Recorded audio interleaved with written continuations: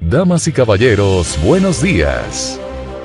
Mi nombre es Juan Francisco, y hoy hablamos sobre el libro, El Método Kaizen, escrito por Robert Maurer. Espero que te sea útil, y sobre todo, que te guste. A disfrutar.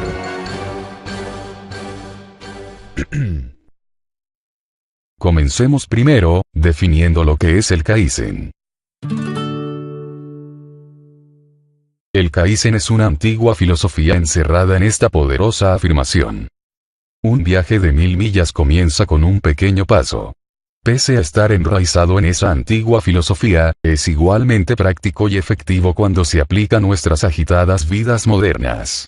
Este libro te mostrará cómo aprovechar el poder del Kaizen, utilizando pequeños pasos para alcanzar objetivos importantes. El Kaizen puede definirse de dos maneras. La primera como el uso de pasos muy pequeños para mejorar un hábito, un proceso o un producto. Y la segunda como el uso de momentos muy pequeños para inspirar nuevos productos o inventos. Empecemos hablando del pequeño paso. Hay muchas maneras de lograr el éxito, pero a lo largo de más de 32 años de práctica, he tenido la satisfacción de observar que innumerables clientes utilizan un método inusual para crear cambios duraderos. Si a ti te gustaría hacer un cambio, uno de los permanentes, tengo la esperanza de que sigas leyendo. Este método es una especie de secreto a voces, uno que ha circulado entre las compañías japonesas durante décadas y que utilizan a diario ciudadanos particulares de todo el mundo. Es una técnica natural y refinada para alcanzar objetivos y mantener la excelencia. Puede incluirse incluso en las agendas más apretadas. Cuando la gente quiere cambiar, se suele orientar hacia la estrategia de la innovación. La innovación es un proceso de cambio drástico. Idealmente sucede en un muy breve periodo de tiempo, produciendo un cambio espectacular. En el mundo corporativo, los ejemplos de innovación incluyen estrategias enormemente desagradables, tales como despidos masivos para incrementar los resultados financieros, al igual que enfoques más positivos, como pueden ser las grandes inversiones en costosas nuevas tecnologías. Los cambios radicales de la innovación también son la estrategia preferida para el cambio personal. Yo aplaudo la innovación como vía para hacer cambios cuando funciona. Dar un giro a nuestras vidas en un santiamén puede ser motivo de confianza y autorrespeto.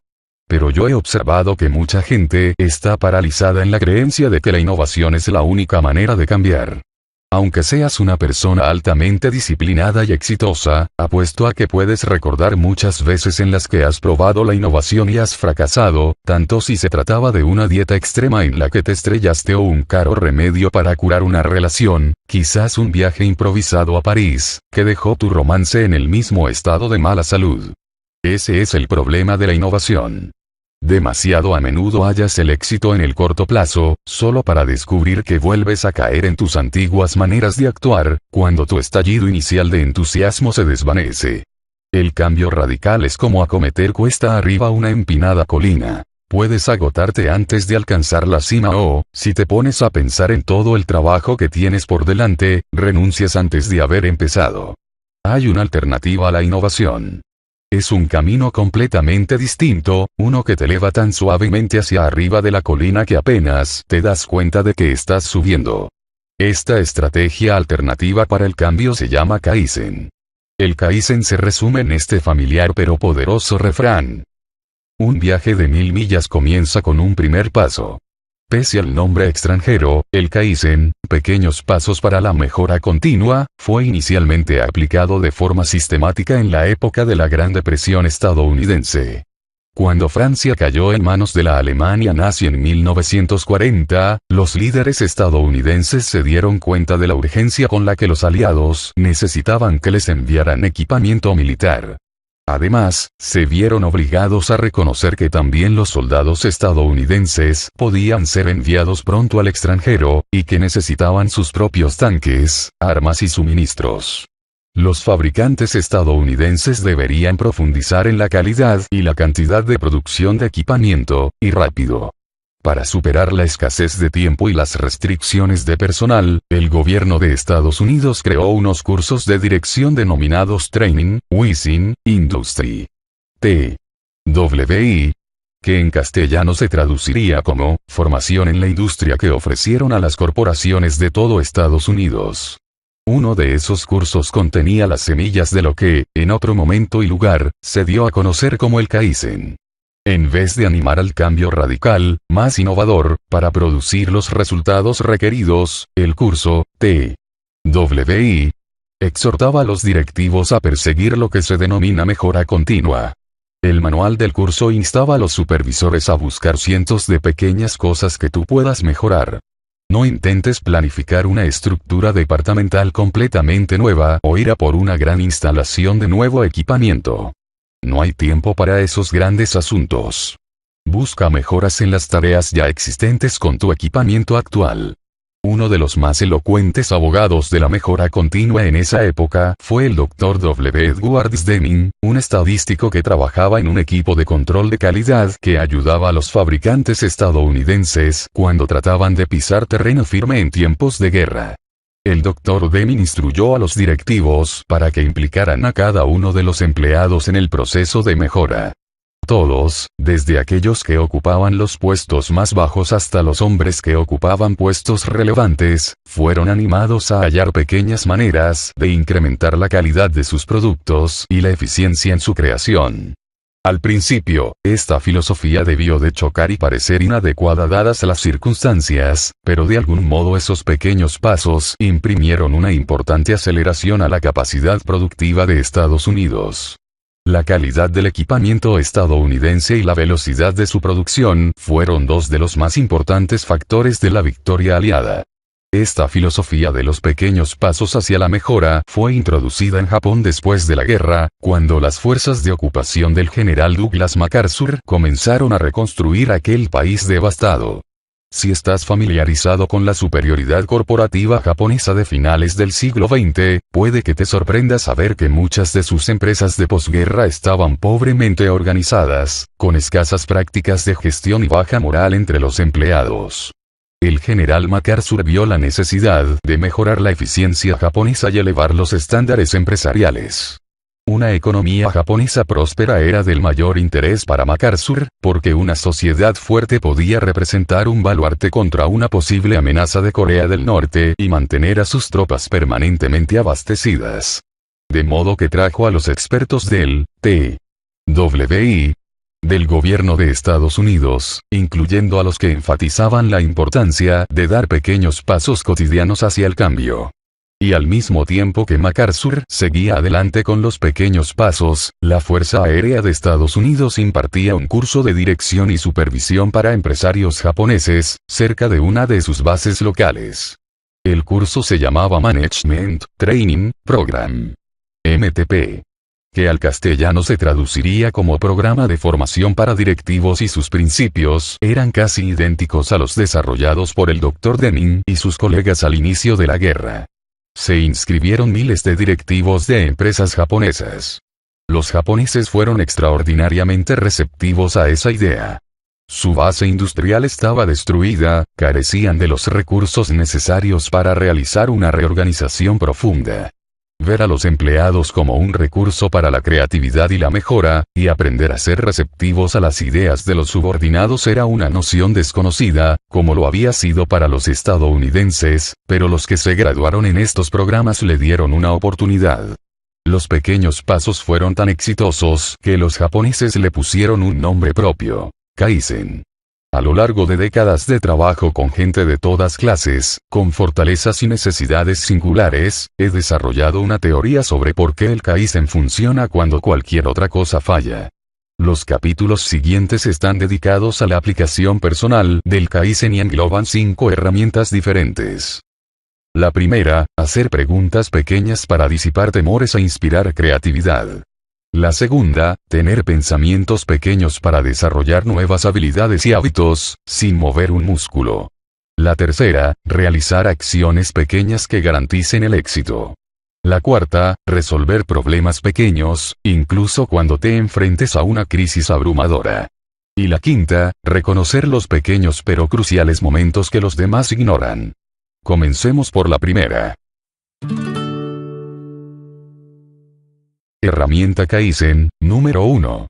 Hacer preguntas pequeñas. Una de las más poderosas maneras de programar tu cerebro es la técnica Kaizen de hacer preguntas pequeñas.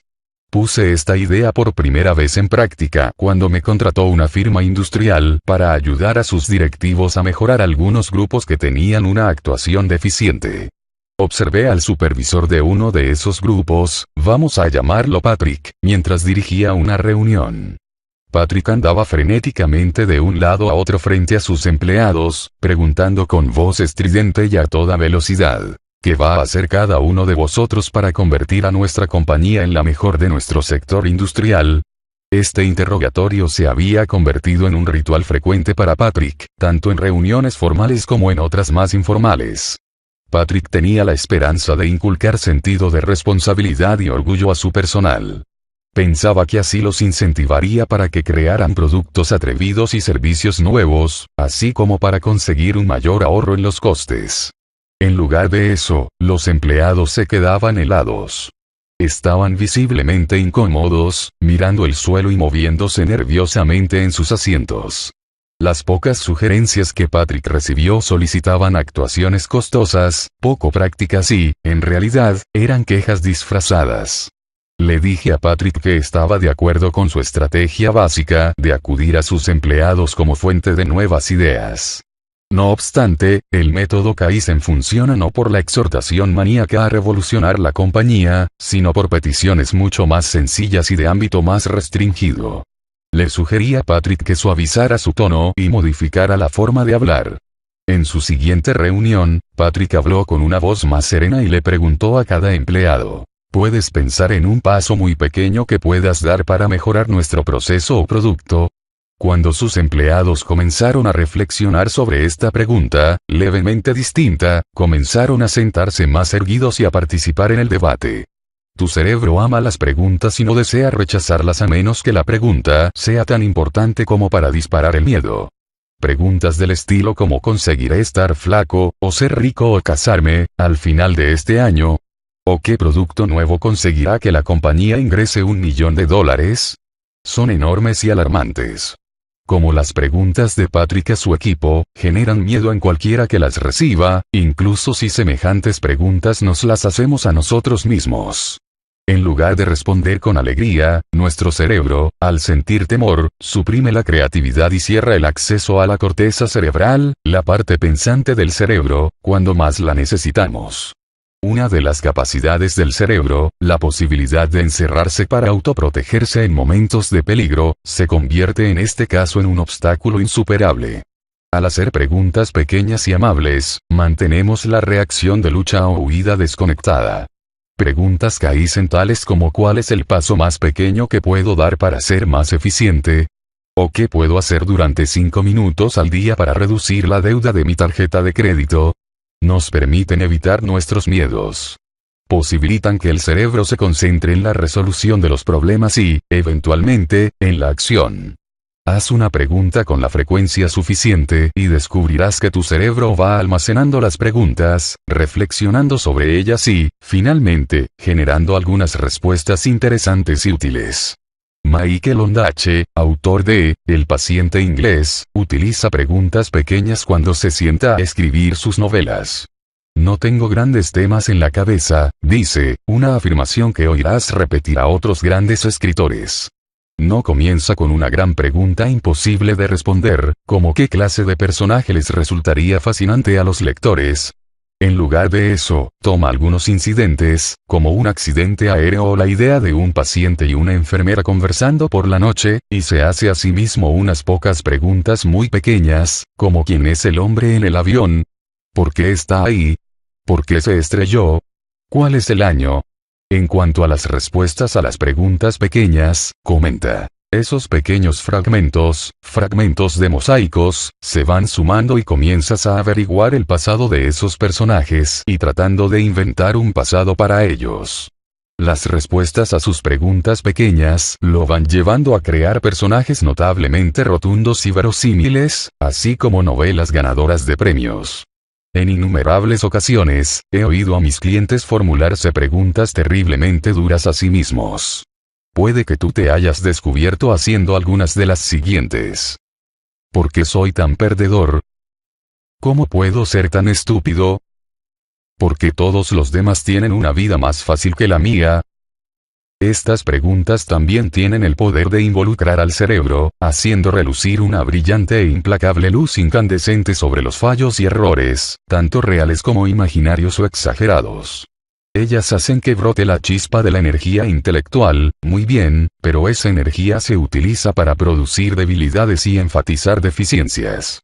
Cuando oigo a los clientes, sobre todo aquellos que están perdiendo claramente su autoestima, haciéndose daño a sí mismos de esa manera, les pido que empleen otra técnica Kaizen. Si tiendes a hacerte reproches utilizando preguntas negativas, ¿por qué estoy tan gorda? Intenta preguntarte, ¿qué es lo que me gusta hoy de mí? Hazte esta pregunta todos los días, escribiendo la respuesta en un diario o en una hoja de papel que guardes en un lugar especialmente destinado para eso. Tengo la esperanza de que desarrolles el hábito Kaizen de hacerte preguntas pequeñas y positivas. Cuando comiences a hacerlo, recuerda que estás programando tu cerebro para la creatividad, de modo que escoge una pregunta y repítela durante el transcurso de varios días o semanas. En lugar de congelar a tu cerebro con ingentes y airadas demandas, experimentarás el productivo rendimiento de un cerebro que está siendo gratamente desafiado. Herramienta Kaizen, número 2. Tener pensamientos pequeños. Puede ser un alivio saber que hay una manera casi indolora de entrenarte para realizar tareas difíciles, incluso aquellas que pienses que no son adecuadas para tu carácter o tus habilidades. Este método llamado modelar la mente te puede ayudar a competir en una carrera difícil, a aventurarte a citas a ciegas o a hablar a los empleados con mayor eficacia. La técnica de modelar la mente aprovecha la vanguardista neurociencia, que sugiere que la mejor manera en que el cerebro aprende no es recibiendo altas dosis de optimismo simplista, sino con muy pequeños incrementos graduales, más pequeños de lo que nunca antes se consideró posible. El método de modelar la mente, desarrollado por Ian Robertson, es una modernísima técnica que implica una total, pero imaginaria, inmersión sensorial. Requiere que quienes la practiquen simulen que están realmente involucrados en la acción, no solamente viendo, oyendo, saboreando, oliendo o tocando. En la técnica de modelar la mente, la gente imagina el movimiento de sus músculos, y sus altibajos emocionales. Mi ejemplo preferido de método eficaz para modelar la mente procede del extraordinario nadador olímpico Michael Phelps, el atleta más galardonado de la historia olímpica. Durante su programa de entrenamiento para los Juegos de Pekín 2008, el entrenador de Phelps le pidió que utilizara la técnica de modelar la mente mientras aún estaba acostado en la cama. Instruyó a Phelps para que se imaginara a sí mismo en el banco de salida, oyendo la señal de partida, abandonando el banco, desplazándose poderosa y suavemente a través del agua, y haciendo giros perfectos en cada pared. De modo que en lugar de verse a sí mismo en una pantalla interior, como si estuviera mirando un vídeo de su actuación, Phelps imaginó que realmente estaba en el centro acuático, compitiendo en los diferentes eventos. Phelps ensayó mentalmente cada día antes de entrar realmente en la piscina. El beneficio le llegó cuando, durante una de las competiciones, había agua en sus gafas, un problema que podría haberlo retrasado y haberle costado la victoria. Pero Phelps estaba preparado, ya que había imaginado esta trampa potencial durante sus ejercicios de imaginación mental. Obtuvo la medalla de oro de esa competición. Ian Robertson, una de las principales autoridades en rehabilitación cerebral, en su libro Modelar tu mente plantea esta teoría. Mientras la mente se va modelando, el cerebro no se da cuenta de que la actividad imaginada no se está produciendo realmente. El cerebro de Phelps envió a sus músculos los mensajes precisos que eran necesarios para propulsarlo a la historia olímpica. En efecto, su cerebro y su cuerpo habían estado practicando los actos una y otra vez, sin errores. Al cabo de unos minutos de practicar una tarea mentalmente, usando todos tus sentidos, la química del cerebro comienza a cambiar. Reconfigura sus células y las conexiones entre las células para crear habilidades motoras o verbales. Con la práctica suficiente, se dominan las nuevas pautas. Todas las investigaciones apoyan esta idea. Esta pequeña estrategia Kaizen es realmente perfecta para todo aquel que lucha para alcanzar un objetivo que está fuera de su alcance. La razón es que es un paso tan seguro y cómodo de dar que te permite pasar directamente por todos los obstáculos mentales que te han estado deteniendo. Modelar la mente es algo perfecto para los momentos de enfermedad o cuando tienes problemas de calendario que te imposibilitan continuar con una acción que ya está en marcha. Incluso después de que hayas alcanzado el éxito, puedes emplear un poco del método para modelar la mente, siempre que quieras adquirir una nueva habilidad o incorporar una costumbre para una puesta a punto mental. Herramienta Kaizen, número 3. Realizar acciones pequeñas. Las acciones pequeñas conforman la base de la mayoría de los programas de cambio del Kaizen, por una razón obvia. No importa cuánto prepares o practiques preguntas pequeñas y pensamientos pequeños, al final deberás pasar al terreno de la acción. Esto es así tanto si planeas montar un nuevo negocio, como si te tienes que enfrentar a un miembro conflictivo de la familia. Pero dado que esto es Kaizen, tus primeras acciones serán muy pequeñas, tan pequeñas que puedes llegar a encontrarlas raras y hasta ridículas. Eso está bien.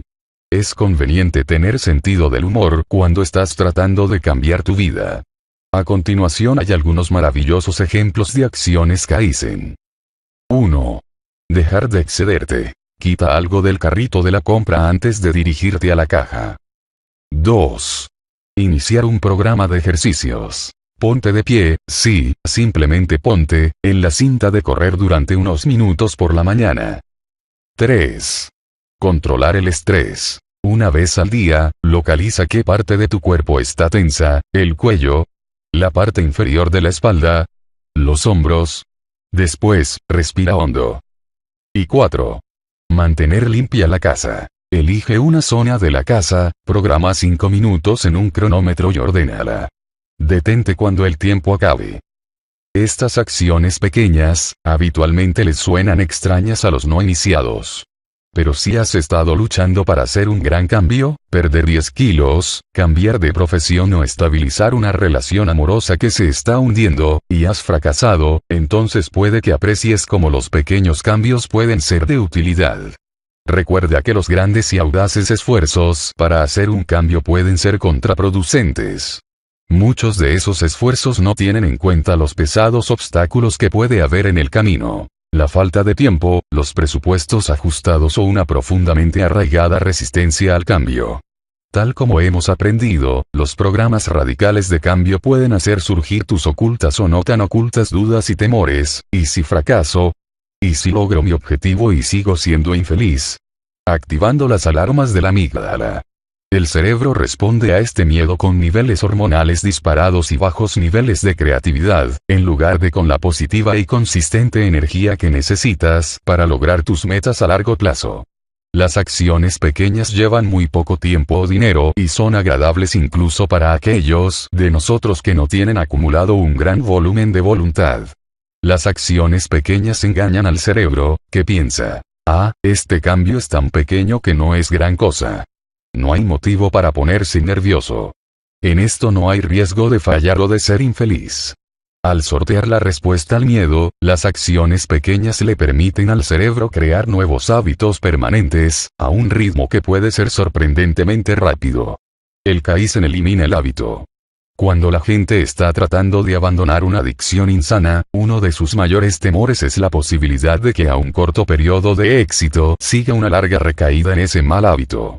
No importa si la adicción es a los cigarrillos, la comida basura, el alcohol, las drogas o a cualquier otra cosa. Incluso manteniéndose libre de la adicción durante muchos meses, la gente en muchas ocasiones recae y vuelve a su antigua costumbre. No obstante, hay esperanza.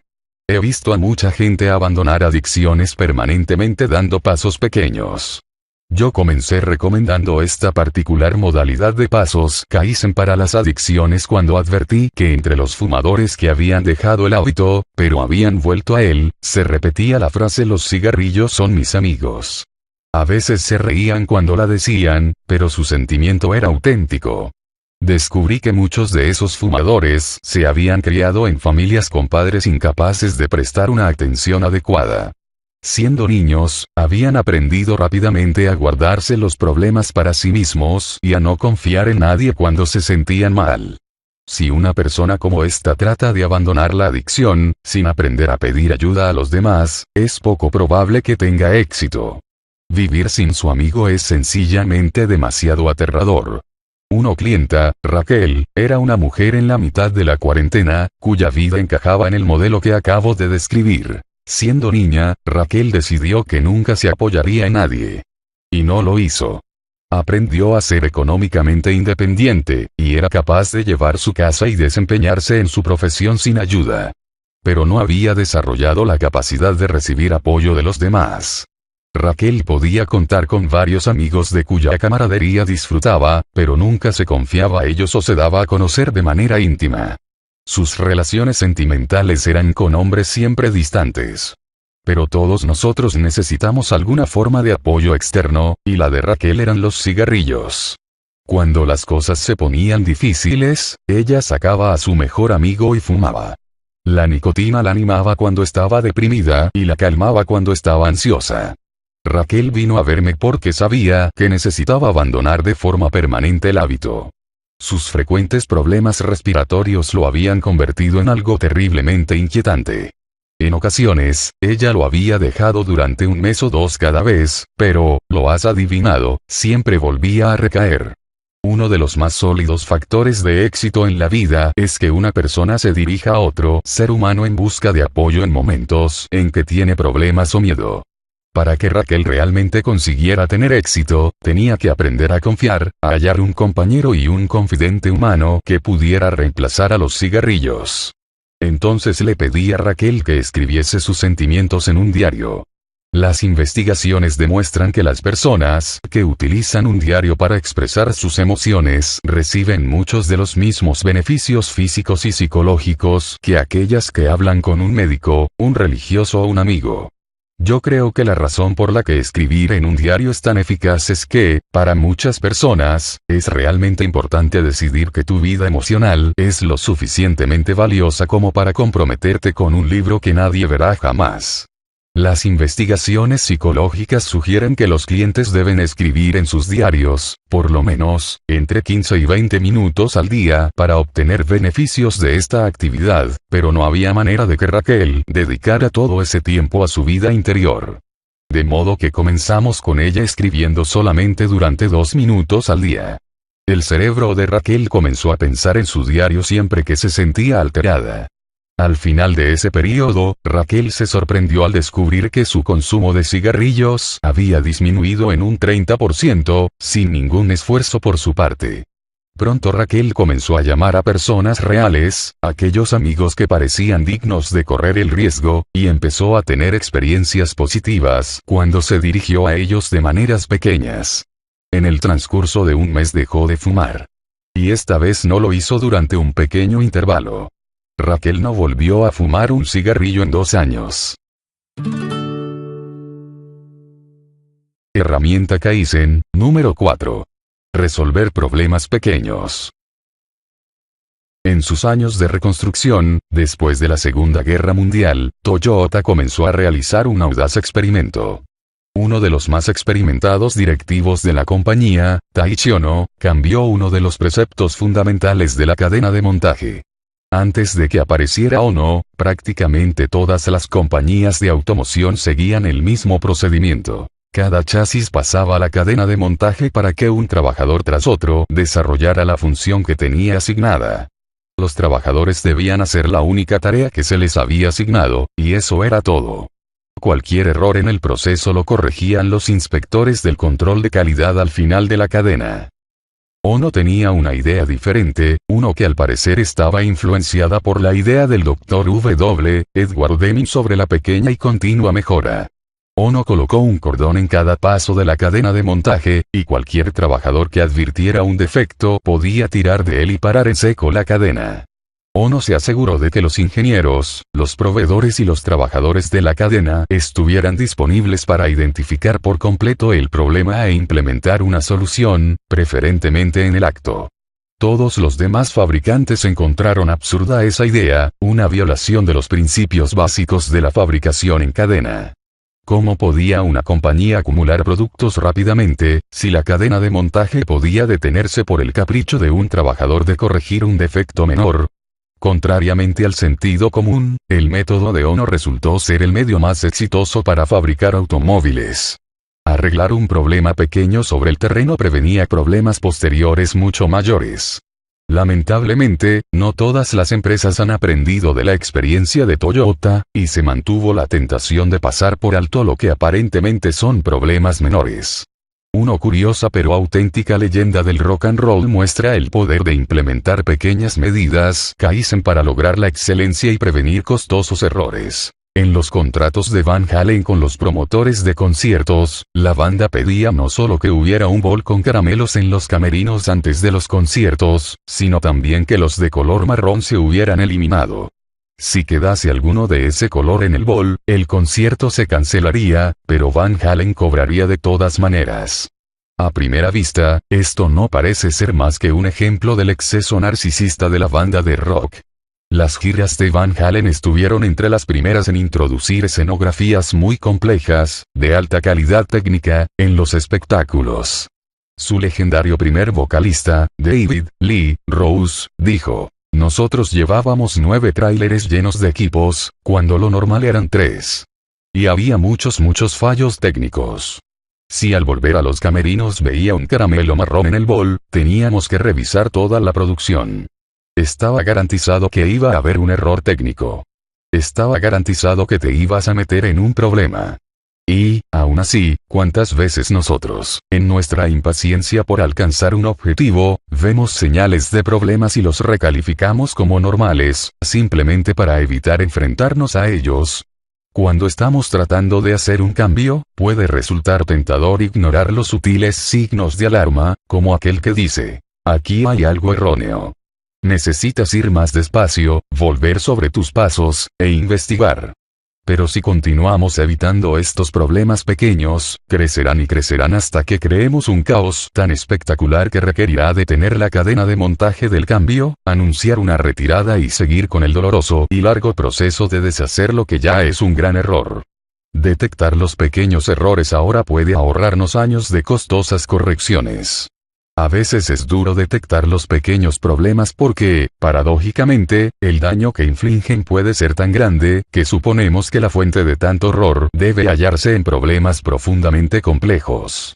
Pero esto no siempre es así. Veamos un ejemplo.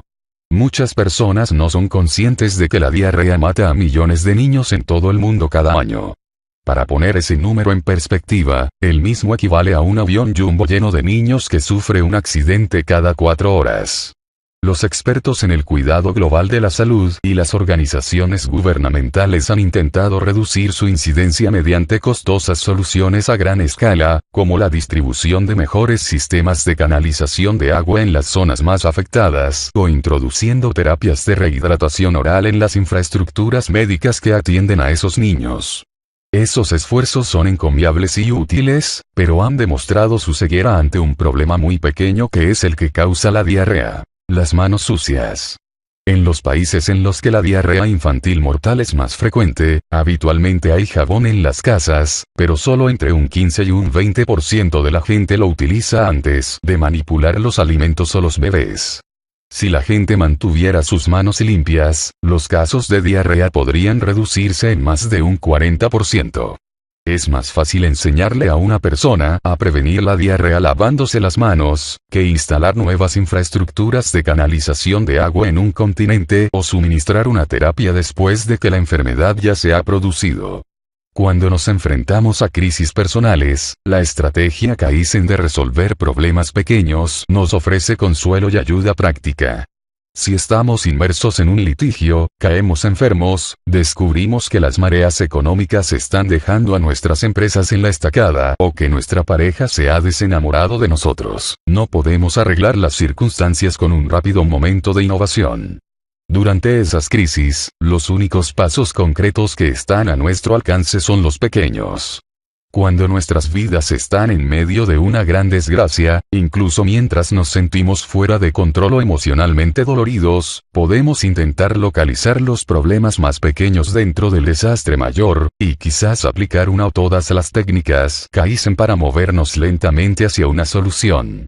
Pero, si estamos ciegos a los problemas pequeños y manejables, es más probable que nos deslicemos hacia la desesperación.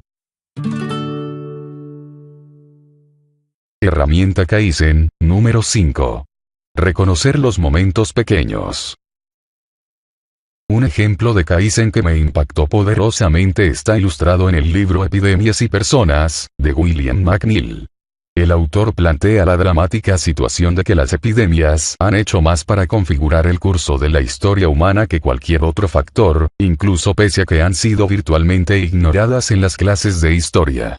Pero, lo que tiene mayor importancia, en el libro hay unos cuantos párrafos breves sobre cómo se curaron las epidemias. Yo habría pensado, y quizás tú también, que la manera de curar una enfermedad es centrarse en la gente que la padece, sometiéndola a cualquier tecnología que tengamos o podamos inventar, hasta que eventualmente tropecemos con una cura. La realidad es que muchas de las epidemias se curan mediante un proceso muy diferente. La viruela, por ejemplo, una de las mayores asesinas de todos los tiempos, la curó un médico inglés, Edward Jenner. Advirtió que un grupo de mujeres, todas dedicadas al ordeñado, no padecían de viruela. Al principio, nadie le prestó atención. Aunque conocían esa coincidencia desde hacía años, tenían cosas más importantes de las que preocuparse. Pero la apreciación de Jenner de este hecho común lo llevó a un descubrimiento revolucionario. Supuso con brillantez que esas ordeñadoras habían estado antes enfermas de viruela bovina, un riesgo laboral, y que su exposición les había dado lo que hoy llamaríamos inmunidad a la viruela, que es muy similar a la viruela bovina. Esta teoría lo condujo a perfeccionar la técnica de la vacunación. Otras enfermedades se curaron de la misma forma. Es decir, buscando quién no había contraído la enfermedad y tratando de averiguar el porqué. La historia de Jenner desafió la creencia popular de que el cambio y el progreso surgen de un destello instantáneo de intuición. Un filósofo, científico o artista está sentado en su buhardilla desesperado hasta que, ¡eureka!, lo sorprende la divina inspiración. Pero muchos de los momentos importantes de progreso surgen de la atención cotidiana a las pequeñas cosas. Estoy hablando de momentos que pueden parecer ordinarios e incluso áridos, pero que realmente contienen las semillas de un cambio importante. Prestar atención a los momentos pequeños puede parecer fácil, pero se necesita respeto, imaginación y curiosidad. Cuando era profesor de psicología en Washington, el Dr. John Gottman dirigió un estudio en el cual cada pareja de voluntarios se trasladó a un condominio especial, que era un laboratorio para observar su comportamiento. Las interacciones naturales de esas parejas fueron observadas mientras transcurría su rutina cotidiana. Los sujetos también eran periódicamente conectados a monitores para grabar cualquier cambio biológico cuando discutían sobre algún conflicto u otras cuestiones. Ciertamente, este es un planteamiento heterodoxo para un estudio científico, pero lo que nos hace tomar en serio a Gottman son sus destacados resultados. Con estas medidas, fue capaz de predecir, con un 93% de precisión, si una pareja sería feliz o desgraciada en su matrimonio, e incluso si se divorciaría en el transcurso de unos años. Uno de los más importantes descubrimientos del estudio fue que, en las relaciones exitosas, la atención positiva superaba a diario a la negativa por 5-1. Esta atención positiva no suponía la realización de actos drásticos, como tirar la casa por la ventana para celebrar una fiesta de cumpleaños o comprar una casa de ensueño. Adquiría la forma de pequeños gestos, tales como estos. Usar un tono de voz agradable cuando se recibe una llamada telefónica de la pareja, en oposición a un tono exasperado o un ritmo apresurado que implica que esa llamada está interrumpiendo tareas importantes. Preguntar por las citas con el dentista u otros detalles del día de la otra persona. Dejar el mando a distancia, el periódico o el teléfono cuando la pareja entra. Llegar a casa a la hora prometida o al menos telefonear si se va a llegar más tarde. Estos pequeños momentos resultaron ser un elemento más predictivo de una relación amorosa plena que unas vacaciones románticas y regalos costosos. Es posible que ello se deba a que los pequeños momentos proporcionan mayor satisfacción. Otra aplicación del Kaizen a las relaciones es permitirnos estar interesados en los pequeños detalles de la vida de nuestras parejas. En lugar de esperar que nuestros compañeros nos entretengan con gestos e historias dramáticas, podemos intentar apreciar sus cualidades y actos cotidianos. Cuando la gente me dice que está aburrida en sus actuales relaciones, les sugiero que intenten el Kaizen. Puede que también tú desees hacer eso. Entrénate para concentrarte en los pequeños aspectos positivos de tu pareja. En lugar de concentrarte en los grandes fallos o esperar un paseo en un carruaje tirado por caballos o un viaje a París, aprecia sus pequeños gestos, un tono agradable de voz o una caricia cariñosa. Por tanto, para finalizar, tengo la esperanza de haberte convencido de que el Kaizen es un poderoso método para alcanzar objetivos independientes y claros o para resolver comportamientos problemáticos. La belleza y el desafío del Kaizen es que requiere fe. No necesariamente fe religiosa, o un rígido e irreflexivo compromiso, pero sí la creencia en el poder de tu cuerpo y tu cerebro para llevarte a donde necesitas ir. Dando pasos pequeños, orientas tu brújula mental hacia una nueva dirección, permitiendo que tu mente haga el resto. Esta fe, a menudo, toma la forma de una apacible, paciente actitud ante los retos. Pese a que el Kaizen es una poderosa fuerza para el avance profesional, perder peso o mejorar la salud, así como para otros objetivos, es algo más profundo que una simple herramienta para cruzar la línea de meta. Trata de ver al Kaizen como un proceso que nunca se acaba. No lo olvides en un cajón una vez que hayas alcanzado tu objetivo. El Kaizen nos invita a ver la vida como una oportunidad de mejora continua, para buscar siempre estándares más elevados y ampliar las posibilidades. Y recuerda, aprovecha la posibilidad de cada momento. Y aquí termina el libro, El método Kaizen. Escrito por Robert Maurer. Espero que te haya gustado, y si es así, te agradecería que le dieses al botoncito del like, que es gratis, joder. Gracias por la atención. Y que tengas un buen día. Atentamente, tu sexy lector, Juan Francisco. Hasta pronto.